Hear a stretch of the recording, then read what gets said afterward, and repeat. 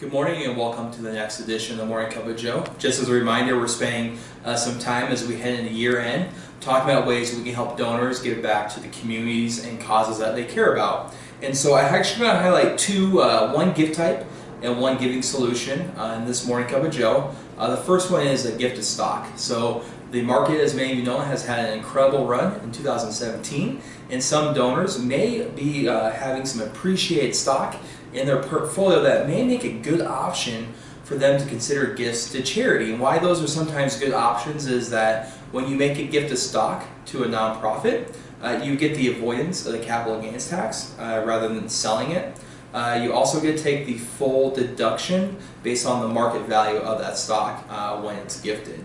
And Endow IO tax credits could be in play as well. Now the key thing for a gift of stock is that the stock is not sold and then the proceeds are given to charity. The key is that the stock itself is transferred to the nonprofit, or in this case the community foundation's ownership, and the community foundation would sell the stock and put the proceeds into the fund.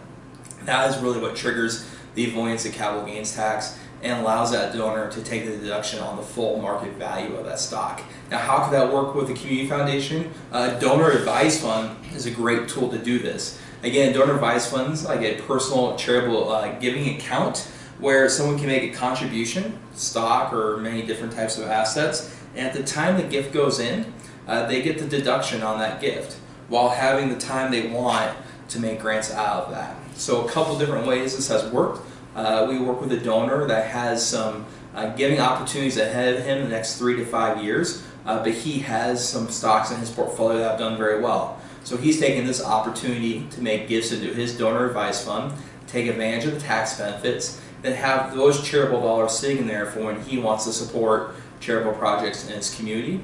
Others may see this as an opportunity to build their giving into retirement. So they're making gifts to their donor advised fund now, they're investing them over the next few years, and then in retirement they'll use a portion of those dollars to support their annual giving to the charities and communities they support. So a donor advised fund can be a very flexible tool in accepting gifts of stock and ultimately supporting communities and causes that donors care about.